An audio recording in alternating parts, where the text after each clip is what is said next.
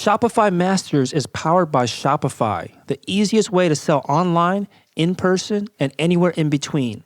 To get an extended 30-day trial, visit shopify.com/masters. So they make parts and pieces all across the country, and then they ship individual sub-assemblies to our fab shop in North Carolina, and we assemble everything there.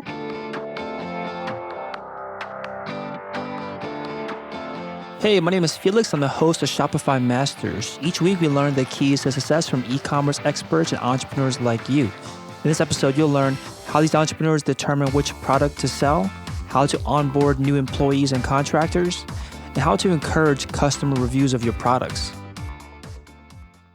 Today, I'm joined by Cameron Cruz and Lisa Bradley from R Riveter. R Riveter employs military spouses to make handmade leather and canvas handbags, and was started in 2011 and based out of Southern Pines, North Carolina. Welcome, Cameron and Lisa. Hi, thanks so much for having us. Yeah, excited to have the both of you on. So tell us a little bit more about your companies, particularly like what are some of the most popular products that you sell? Our most popular style at R Riveter is the auto handbag, and I think that is because of the style and function and size. Awesome. So I introduced the both of you and talked about the background a little bit. Can you explain a little bit more about the cause and the idea behind this business?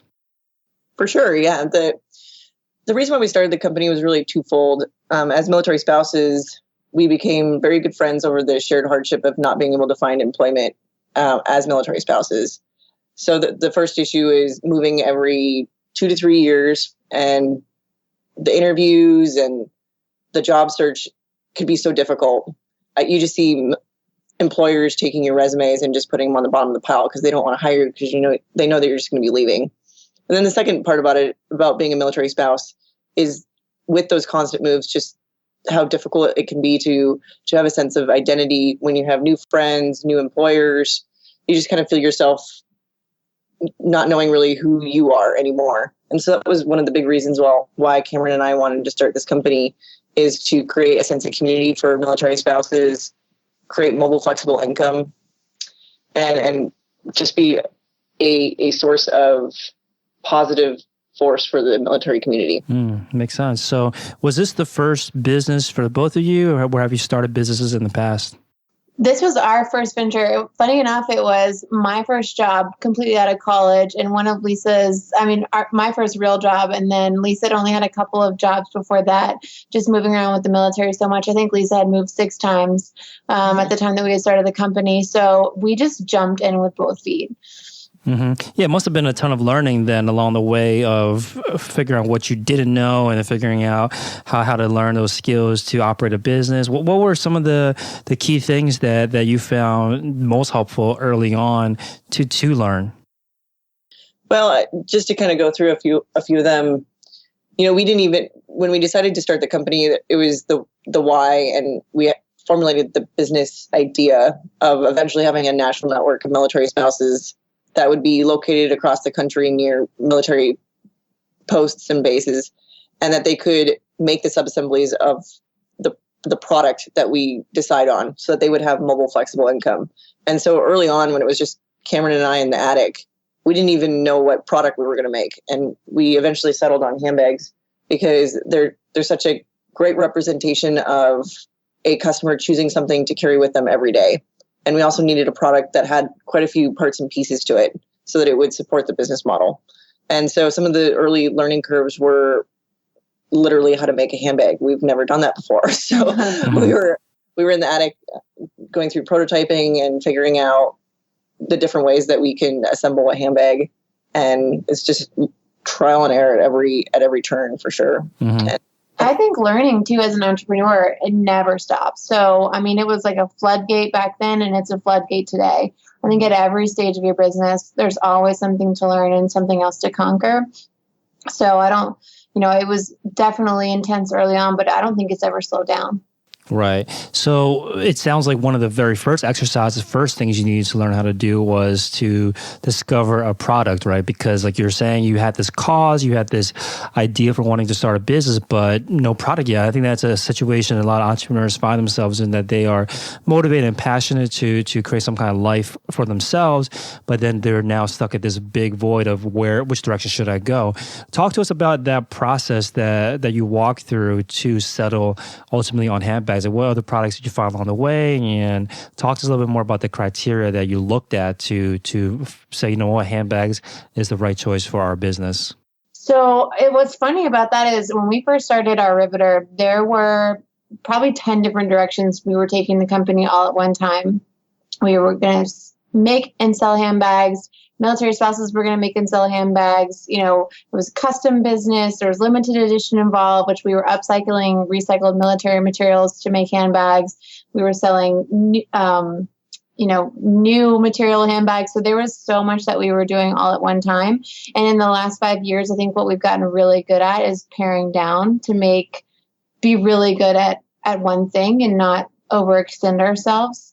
So I think, Yeah, and we actually didn't have any other products that we were even prototyping prior to handbags. We knew that a handbag is something that a person chooses every day to carry. And it's somewhat like their chosen skin. It's the brand, the style that they are choosing to represent themselves. And our customers, when we first started, are same as the customers of today, that the reason why our handbags are successful is because that individual knows what their purchasing power is going towards. It's going towards a community of military spouses and empowering them every day. Mm-hmm. And this concept of paring down, I think, is another challenge that a lot of entrepreneurs have a little bit further along in their business, or maybe even from the beginning, where they're being pulled in so many directions. There's just so much opportunity in their heads that they want to pursue. But it sounds like you're recognizing that the more you focus, the more you pare down, the more successful you become. Talk to us about that. Like, how do you decide what you should be focusing your time on? Right. Well, it's a natural progression. I think just from trial and error to really honing a skill, all the way from product development to building a team. When it was just Cameron and I in the attic, we were doing everything for the business, from customer service to sewing. I quickly got fired from sewing early on, and that was probably one of the best things that happened for us, was early on deciding what paths Cameron and I were going to each take towards growing this business. And then you soon realize that at every turn, you become the bottleneck in the company. And that's when it's important to know when the right time is to bring on team members. You can do anything, but you can't do everything. And so we always try to remember, growth takes that risk to know when is the right time to expand. But what do you pay attention to recognize that you are the bottleneck, and it's better for you to hire someone or assign this particular task to someone else so that you can focus on something else and have the other person essentially do it better than you can? How do you recognize that a task or a particular job is something that you should hand off? Well, I think it's constantly looking at your ability to complete a task in a timely manner and make sure that you're not becoming what's holding things up. And then that has to be balanced with cash planning, and if you can afford to bring on more people.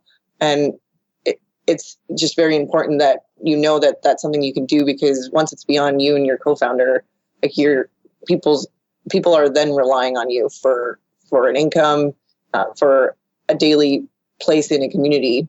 And so it's really important to take those next steps wisely, but that's truly when you can start growing. Got it. So this is a skill that any entrepreneur needs to learn from their first hire to their 10th, 100th hire. And I'm sure that you're learning a ton going through this process over and over again. So how do you offboard a task and onboard someone else? Like what have you found as an effective way to essentially transition a task without dropping any balls? I think one of the ways that I've found, especially when you work with somebody and you bring them onto a team and they're connecting really well, is just to give clear guidance about what the end state that you expect is. So clear guidance, clear end state, and any parameters involved. And as long as you do that and give really good expectations for what the end state is, let them kind of figure that out along the way and then be constantly checking in. But I think for me, it's always about drawing that end state for them and then letting them find their own style and own path in that. Right. And I think anybody that joins a small business kind of has an entrepreneurial heart, and joining a small business is risky, and you probably have to know how to wear many hats. And so those key people early on, and many of which are still with us today, they started with many wide tasks. And then as we started to grow, we saw what their best skill sets were and what things they truly enjoyed doing. And then they took that role in more of a wider and deep area. And then we opened up those other tasks to someone else. And it's just kind of this beautiful thing of eventually you've got people doing specific things and they're able to do them more fully and more aptly when you start to grow. How large is the team today? We have 34 employees and a little over 30 independent contractors all across the country. That's amazing. What's the hiring process that you go through? How do you find employees for the business, especially since you're looking to employ military spouses? Right. So the kind of a mission lock at our Riveter is that the independent contractors that are the independent military spouses across the country they're making the sub-assemblies of our products. So they're sewing the liner, they're sewing the shell, the canvas shell of the handbag, they're cutting the leather. They will remain military spouses. And so we've been so fortunate to be able to have our storyline out there that they know that type of opportunity is available to them. And so we have hundreds of individuals on our website that have expressed an interest in becoming what we call a riveter. And so whenever we go through a riveter, bringing on riveters onto the team, that's the first place that we go. Mm-hmm. And then as far as employees go, it's kind of a natural thing of someone knows somebody or we're looking for something specific. So we put a job listing out. Yeah, we've been fortunate enough to grow very organically within our own team. So, a lot of our individuals have been able to move up from very, beginner jobs, if you will, and kind of move very naturally up into leadership roles. And then, recruiting and hiring an outside position is probably one of the most difficult things I feel like an entrepreneur will ever do. And so it takes a lot of time. It shouldn't be underestimated. It can be something that, there's no corner cutting and recruiting on a team member because, one of my biggest lessons is you hire the right person and they can learn the skills, but the right person for a small team is everything. Mm-hmm. Well, what's the production process like? You have, I think you said 30 to 40 contractors that are, these contractors are the ones that are putting together the handbags? Yeah, so they make parts and pieces all across the country, and then they ship individual sub-assemblies to our fab shop in North Carolina, and we assemble everything there. And so, every riveter who moves from Colorado to Georgia to North Carolina will be able to take their very specific contract with them no matter where the military takes them. And so they're going to take a very specific job all across the country, sort of providing that community and that mobile, flexible income. And then we put everything together in a centralized fab shop. We have about 5,000 square feet where all the assembly and quality control is done. That's very cool. I've never heard of a business that's been able to operate at scale with 30, 40 essentially manufacturers spread, or producers at least spread throughout the country. So what's the process like for managing a team like that? All of the online productivity tools. Yeah, it's interesting that we started out kind of a remote company from the very beginning, whereas a lot of companies grow into that with growth. But we started off right off the bat. Cameron and I moved apart from each other after 6 or 7 months. And so we just really started to leverage online communication tools such as Skype and Zoom. And I've tried, I think, all of them. And Trello and Office 365. Those are all kind of the tools that we use in order to communicate with one another and make sure that we have consistency in our work and product and be able to pick up even though we're not in the same room as each other. Mm-hmm. Now I want to talk a little bit about the kind of story and the marketing that goes behind your brand. Obviously, you have a very clear social cause, and as we're talking about this, a very authentic story. How do you make sure that this is told, that people know about it? Because it's something that a lot of times your brand, people might not understand the story behind it until they come onto the site and read more about it. But what do you do in terms of outreach to make sure people understand or hear more about your story? Right. Yeah, it's definitely, there's so much to our story that it's hard to just capture the understanding in a short, quick glance, like some other business models. And a lot of our story is told by the consumer. One of my favorite things that I heard from a customer was, I love carrying the R River bag because I want to tell a story. It's a conversation starter.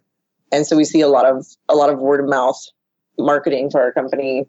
And then on our website, we just try to be as succinct as we can to tell the story. And so that our customers know that manufacturing process. It's at our river, it's the journey that the handbag takes from all corners of our country where those parts and pieces are being made by up to 12 military spouses per one product. And then those parts and pieces are coming together in North Carolina to become a finalized product. It's more about just getting an item. It's about the whole manufacturing process.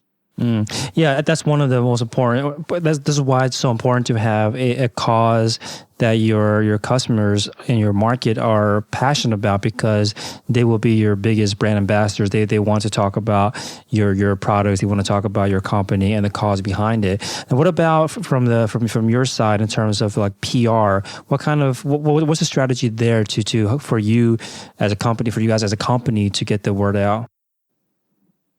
Well, as we were growing and getting used to the model of growth, it is a three-dimensional chess game for sure. And even after Shark Tank, we've entirely remained made here in America and with military spouses making our sub-assemblies. And so we've been actually pretty sleepy on finding PR for the company. And we're just now kind of being more proactive about that. But just been extremely fortunate that national media, local media have been wanting to tell our story. Mm-hmm. Well, that's a good I think topic. So right, because I think a lot of entrepreneurs are at that stage too, where they don't have a full blown PR strategy yet, and your team is just getting started on that approach. What have you learned very early on so far about the process of getting PR, where you're actively reaching out to outlets rather than them covering you because they just found about your story themselves? What have you learned about this process so far of outreach yourself? Well, I think it's finding key contacts that know about PR, have contacts in PR and news outlets for sure. That's one of the things that we're doing now is finding a PR rep. We have one, and continuing to grow in our relationship with her. And then also being far enough out in advance from product launches and other key campaigns that marketing is putting out, so that you're able to make sure that if it is going to be newsworthy, that you put it in such a way that it can get out there, and not just being so short-sighted where we're putting things up in such a quick time frame that we weren't even able to take advantage of the PR aspects of it. Got it. So when you are looking for a PR rep, you're looking for, one of the most important things is look for someone that has the contacts at the publications, the radio shows, the TV shows that you're interested in getting into? Correct, for sure. That's a big one. And knowing what that individual has been able to get other companies in the past, that they have a track record of success there. And then also, I think a big part of it is just knowing and them coaching you on what you should do when you're in an interview and the steps before and after. And that's been a huge part, is instead of just figuring it out, you've got somebody kind of coaching you through those aspects. Yeah, so many times as an entrepreneur, you are the story. So many people have kind of helped Lisa and I in this idea that, we are our greatest asset as a PR pitch. And so having a PR or firm or somebody that represents you, so many times as an entrepreneur, you are also wearing 10 other hats. So you need that person that's going to bat for you, not only to get those contacts and to get the shows and the radio and the newspapers, but who's going to keep your messaging consistent and who's going to follow through and follow up and make sure that all the assets are there. Kind of that one person that's their only job. Mm-hmm. And when you do look at a rep and you're looking to see what kind of contacts they have, is that something easy to get a hold of? Like, how do you figure out which avenues, which shows that they have been able to get their clients onto? Yeah, I think, it's kind of a good question. I think it depends on what type of product you have, what your target market is looking at for news or where they're going for information, and knowing those types of things before you reach out to a PR rep, because they have particular contacts in different fields. And so I think it's kind of also dependent on what your product is a little bit too. Guys, so you're saying that you should come into this search knowing where you want to be rather than just looking for a rep kind of blindly. Definitely. Got it. And so you mentioned that there are some things that you've been coached on so far about going into an interview. And I think that this is important because I think at some stage, most entrepreneurs will get a chance at press. What are some key areas of focus that you try to make sure that are covered during an opportunity in the press? Right. It's definitely knowing what you want to get across to your potential consumer. And no matter what questions the anchors or the person conducting the interview ask you, is figuring out ways that you can still get your points across, even if they didn't ask you that exact question. So that's something that I think everyone can continue to learn how to hone that skill. And it can definitely be difficult at first. Yeah, it's like the skill of being a politician, right? Making sure that Absolutely. You get your message across. That makes sense. Right. Now, you mentioned Shark Tank earlier, and yes, so you were on Shark Tank. And first, tell us about that. How did you get on the show? So we were actually discovered on Kickstarter for our Shark Tank episode, and we went through the whole process, and we're lucky enough to fly out to California and pitch to the sharks, and came out with a deal. Yeah, and can you talk a little bit about the deal? I think you ended up getting a deal from Mark Cuban. Is that correct? We did. He is a 20% equity investor.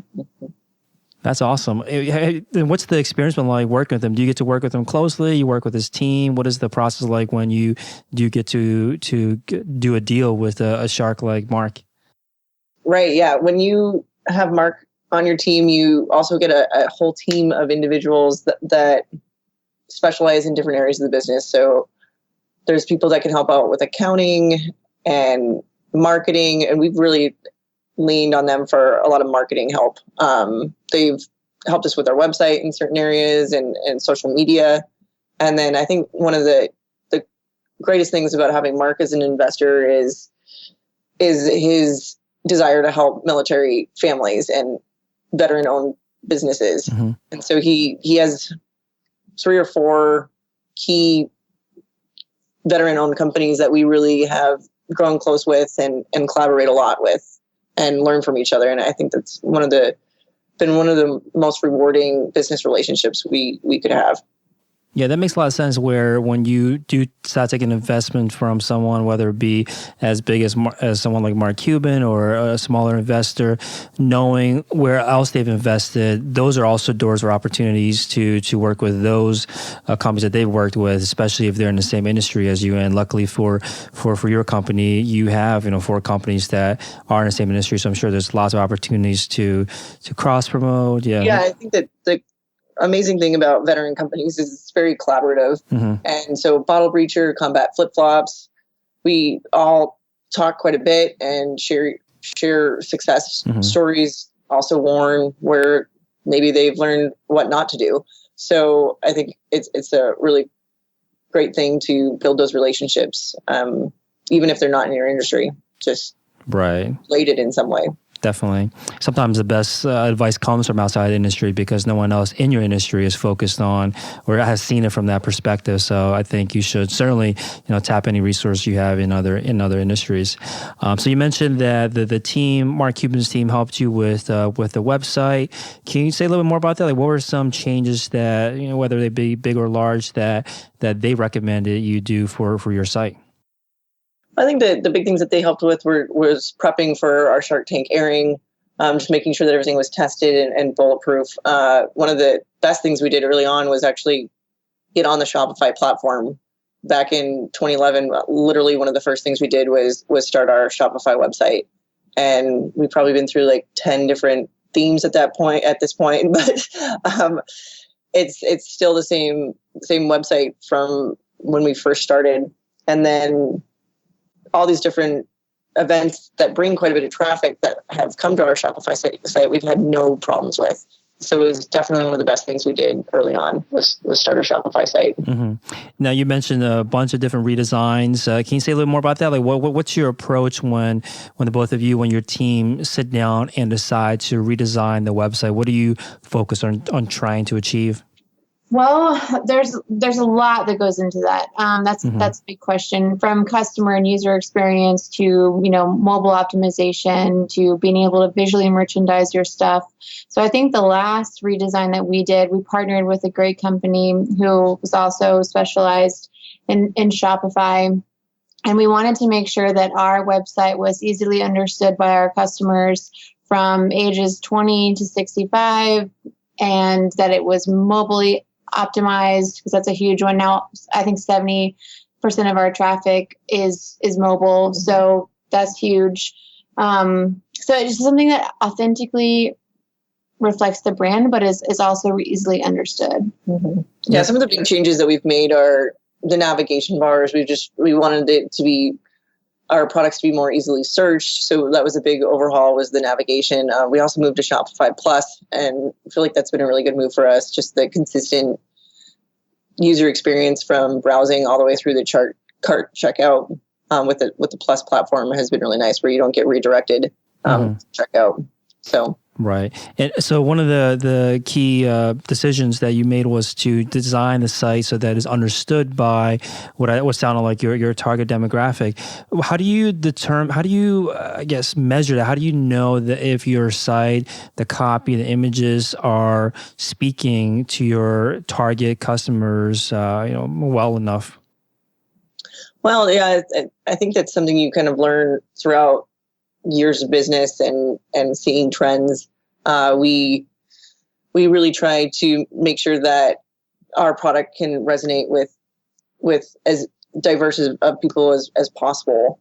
But it is really important to know when and where your customers are searching and how they search, and optimizing your website for that. Mm-hmm. Makes sense. So a couple other things I've noticed about the site that I really like and want to talk about. The first thing I see here towards the bottom is a Shop Our Instagram kind of feed. Can you explain what this is? Like, what's the application used for, and how does it work? Yeah, it's actually through a integration that we have with Yotpo. So Yotpo is a Shopify app, or it integrates with Shopify and helps with your customer reviews. And that's been really helpful because we're predominantly an online or e-commerce. So people are coming online to shop our products. And for us, for Cameron and I, that was one of the big things we wanted to implement, because we also look at customer reviews a lot when we're shopping online. Mm-hmm. And we wanted to give our customers the opportunity to know what our customers are saying. And the first weekend that I turned it on, we had 400 reviews, and I read every single one of them, and I was just absolutely blown away with the comments from how much the company meant to them, from a military aspect all the way over to the quality of the product. And so it was neat for me as a business owner as well, is not answering customer emails anymore, although that was one of the many hats I wore in the past, to be able to just really see what the customers are thinking and about your products. It was a really cool thing. So Yotpo has that shop to Instagram integration down at the bottom of our website, and we've really enjoyed that. Yeah, I see that the reviews that are scrolling through here. For anyone out there that hasn't used the Yapo application, it's clearly related to reviews. Can you explain more about how the entire Yapo system works to help you with the reviews? Yes. And you could probably reach out to them. They'll probably do a much better job of this, and I might totally botch it. But it's a great review system where they have a very specific way of ensuring that customers review your product. And so they send out a specific email, and you can leverage the customer by giving out coupon codes for either reviewing or sharing. And so you can incentivize your customers for giving that review in a really easy and integrated way. We've really enjoyed Yapo. Mm-hmm. So for your setup of the encouraging reviews, do you look to give discount codes, gift cards, or what's the approach that has helped the most to give people that little extra push to come write a review? Right. Yeah, we definitely leverage by giving a review for giving, or excuse me, a coupon for giving a review. It's something extra that the customer has to do, and they don't have to do that. So we want to offer something to come back to our website and enjoy being able to tell what they think about our products. Mm-hmm. I think it's a great way. And then also an additional discount on top of that for sharing. Also, you offer both a discount for the review and then another one for sharing. What's the number, I guess the percentage discount that you found it works?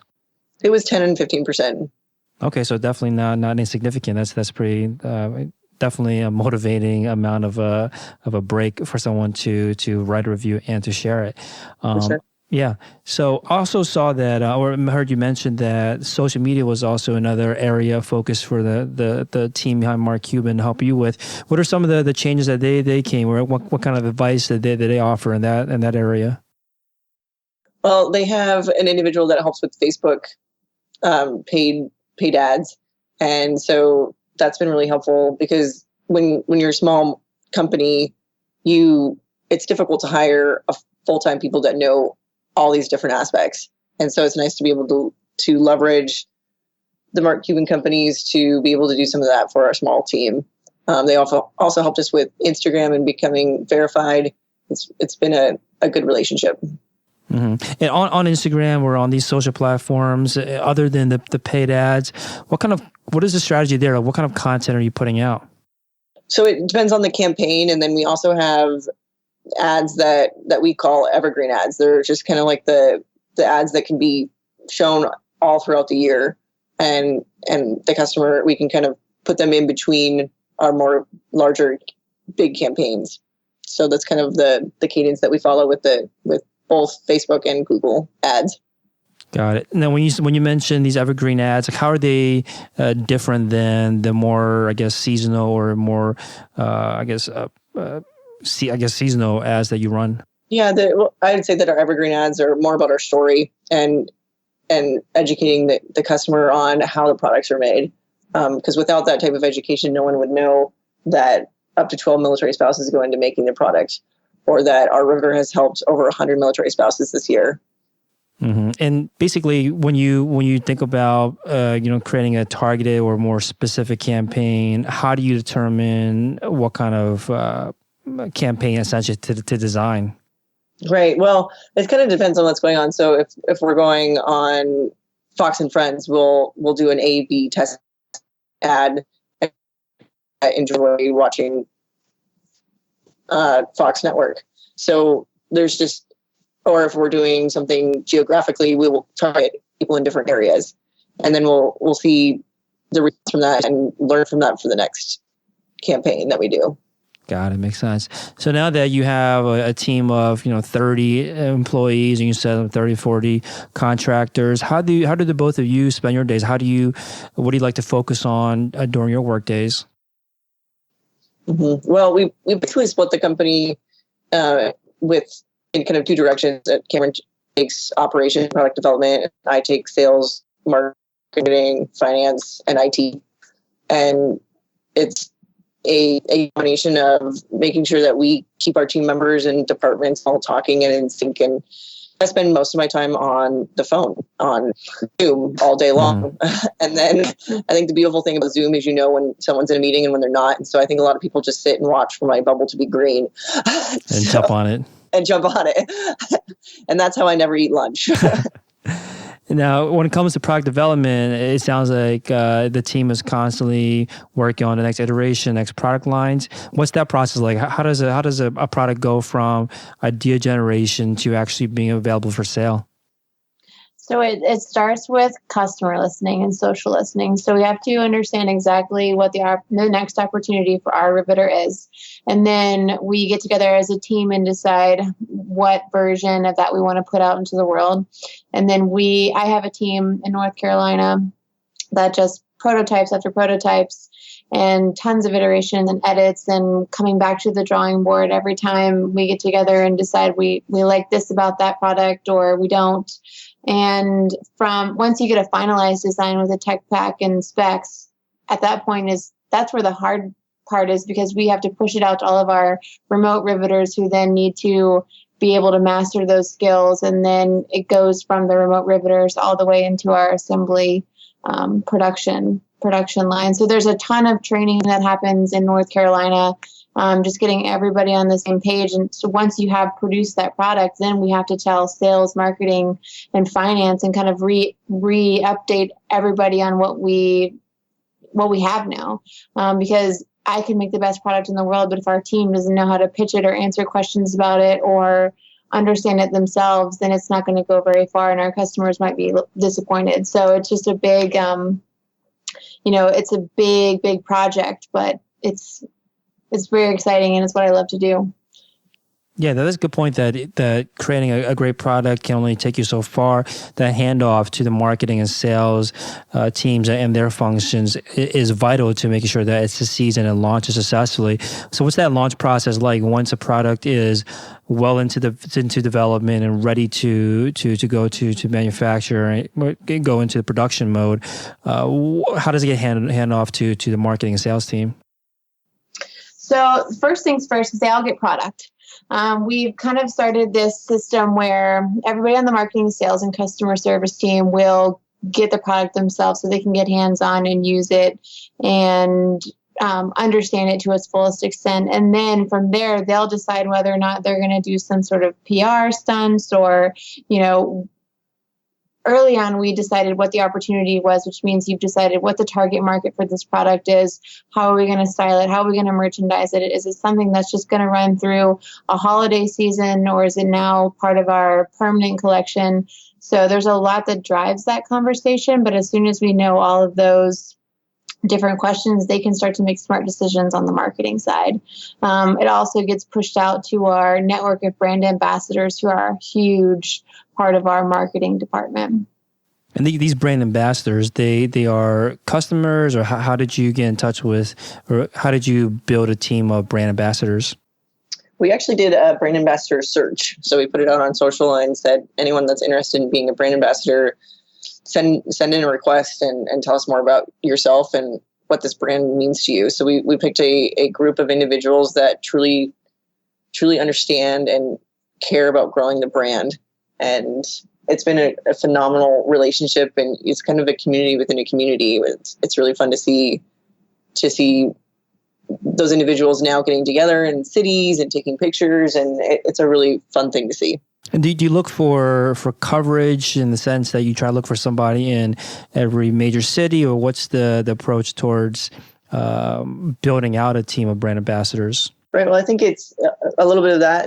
We like to have content. A big part of brand ambassadors is them creating the content for you for your social and other marketing aspects. And so it's getting photography and assets from all across the country so that we don't just have one look to our company, and our customer can then understand, and all different customers can resonate with the brand.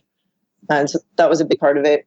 Also, just their kind of what they told us was important to them about the brand, from the military spouse aspect to empowering women, American made, the high quality aspect of our products. I think each one of them kind of has a unique look at the company and what's most important to them. So obviously these folks are all very passionate about the cause, very passionate about the business. Are they getting free products, or I guess what's the relationship there? Are they getting the free products and they're responsible for creating content around it, or is there more to that arrangement? How do you usually create a incentive program for brand ambassadors? Yeah, there's a product incentive, and I think a big part of it is being part of the community too. I think it's not just a traditional brand ambassador program. That they really are getting together and collaborating, and I think that they're really having a good time with it. And I think also being able for us to post on our website and tag their social, it helps grow their following as well. So it's a mutually beneficial for both parties. How does this organize? So there's a new product that's coming out, or there's a product that you want to put some push behind. You're sending some email or something to all the brand ambassadors, or how do you keep all of this organized essentially? Yeah, they do. My marketing team does an amazing job with it. They plan everything month, 2 months out in advance, and have themes for that month, and hand that out to the brand ambassadors. So we have consistent themes and content. And so they've done a phenomenal job building that out and sticking to it. Very cool. So rriveter.com, rriveter.com. Where do you want to see the business go next? We're going to take over the world. We're just going to keep growing the network, and we're going to keep growing it one remote riveter at a time, one team member at a time, one bag at a time. I think that if you get out of your own way and stop overthinking your progress, and just keep putting one foot in front of the next. I know over the last 5 or 6 years, we've been able to do that and just look up and see how far we've come. So I think it's just a slow and steady progression of what we're already doing. Right. And it's just interesting. I think Cameron and I have both said throughout the years of growing this company that when we felt comfortable in what we were doing, we both knew looking back that it was an area where we were getting sleepy and we needed to push on and grow the company in a different way or get back out there in our own learning as a business owner. So I think that's one thing that I can say to entrepreneurs is continue to learn, continue to push, and don't get too comfortable. Yeah, I think you both hit the nail on the head. There's no secret to it that persistence and that self-awareness can take you very far. Obviously, he's done amazing things for you and your team. So thank you so much, Cameron and Lisa, for coming on and sharing your story. Thank you so much for having us. Yeah, thank you. Here's a sneak peek for what's in store in the next Shopify Masters episode. I think with the older demographic, I think building rapport is really important. Maybe opening up a booth at a farmer's market and inviting people in to come and talk. Thanks for listening to Shopify Masters, the e-commerce marketing podcast for ambitious entrepreneurs. To start your store today, visit shopify.com/masters to claim your extended 30-day free trial. Also, for this episode's show notes, head over to shopify.com/blog.